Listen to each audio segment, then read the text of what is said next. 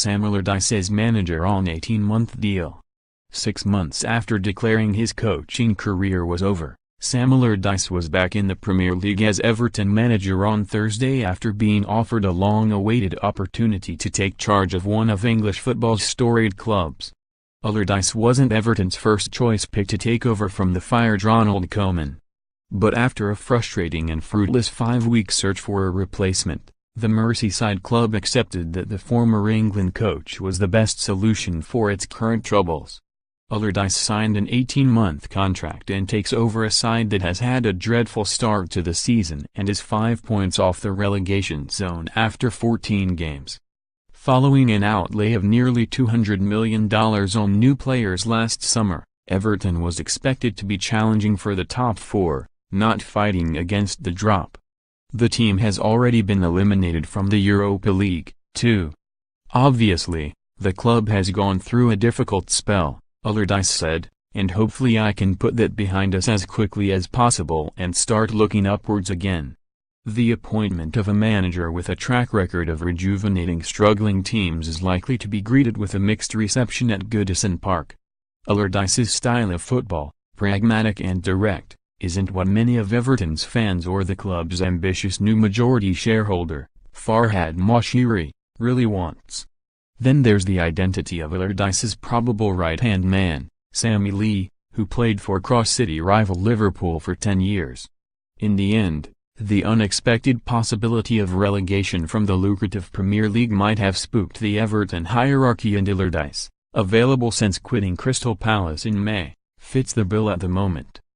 Over the past 2 years, Allardyce has managed to keep up Sunderland and then Palace despite the teams being in serious danger of relegation when he took over. He will have a better quality of player at his disposal at Everton, plus likely a hefty transfer kitty in January and next summer to mold a squad. With Allardyce aged 63, the length of his contract probably suited both parties. Moshiri will want him to initially consolidate the team and then give a strong platform for another, probably more glamorous name to take Everton to the next level. Everton hasn't won any silverware since 1995 but, having won 9 top-flight league titles, 5 FA Cups and a European trophy, it is regarded as one of England's most famous clubs. His strong leadership will bring great motivation and get the best out of players, Moshiri said of Allardyce. Sam understands the long-term ambitions we have for this great club, and I know he is a man who gives it his all and is focused 24 hours a day on the club. Marco Silva appeared to be the #1 choice of Moshiri, but Watford refused to let its manager go. Burnley manager Sean Dyche and Shakhtar Donetsk coach Paul Fonseca were also linked with the job.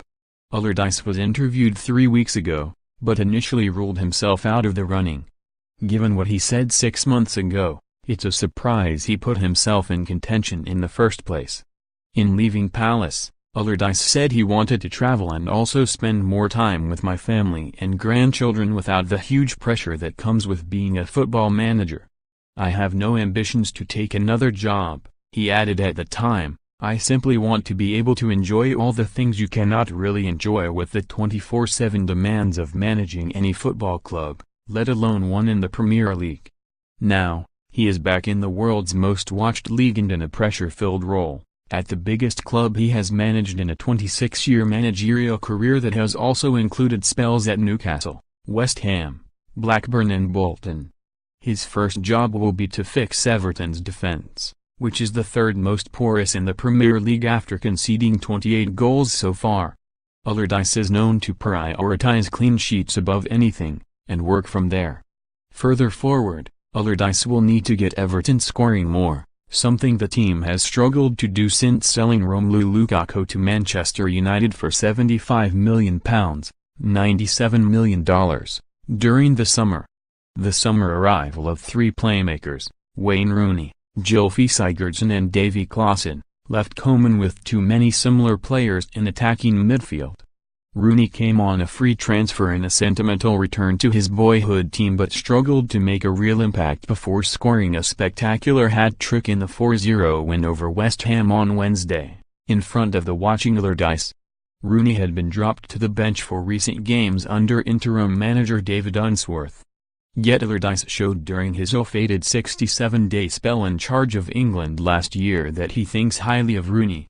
The former Man United captain could, therefore, still have a key role to play this season. Expect Allardyce to sign defensive reinforcements in the January transfer window, and maybe a striker, as he bids to extend Everton's top-flight presence to a 64th straight season. His first game in charge is against Huddersfield on Saturday. Steve Douglas is at www.twitter.com/stewless80.